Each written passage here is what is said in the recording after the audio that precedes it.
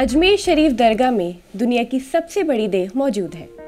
आइए आपको बताते हैं इससे जुड़ी कुछ दिलचस्प बातें। आदाब, आप देख रहे हैं आवाज़ द वॉइस और मैं हूँ आपके साथ अमीना माजिद। हमारी हौसला अफजाई के लिए चैनल को सब्सक्राइब करना न भूलें। अजमेर शरीफ में हज़रत ख्वाजा मोइनुद्दीन चिश्ती की दरगाह पर तबर्रुक की देग 4800 किलो की है, जिसमें ख्वाजा गरीब नवाज के अकीदतमंद नजराना पेश करते हैं। इसमें तैयार होने वाला तबर्रुक लाखों लोगों में बांटा जाता है। यहाँ पिछले 800 सालों से चादर की रिवायत चली आ रही है। वही तबर्रुक और नजराने की देख भी एक तारीख रखती है। अजमेर शरीफ दरगाह पर चादर चढ़ाने की रिवायत पर कहा जाता है कि सबसे पहले सुल्तान अल्तमश ने यहाँ चादर चढ़ाई थी। इसी तरह अजमेर शरीफ दरगाह के ऊंचे दरवाजे के पास दो बड़ी देग है। जलालुद्दीन अकबर और मुगल बादशाह जहांगीर ने इस देग को ख्वाजा मोइनुद्दीन चिश्ती के दरबार में नजर किया था।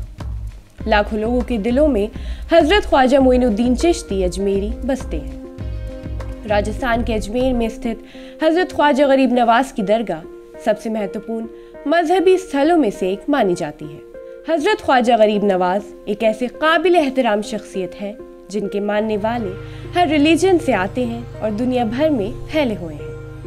दरगाह के एक बरामदे में हमेशा एक चिराग जलता रहता है, इसलिए इसे सहने चिराग के नाम से जाना जाता है। इस अहाते में रखी देग 1567 में अकबर बादशाह द्वारा पेश की गई थी। चित्तौड़ में चढ़ाई के समय उन्होंने मन्नत मांगी थी कि जीतने के बाद वो पैदल चलकर अजमेर आएंगे और ख्वाजा को एक बड़ी देग भेंट करेंगे। जीतने के बाद अकबर 7 रमज़ान 1567 को अजमेर पहुंचे और आस्थाना ख्वाजा की महल में एक बड़ी देग पेश की।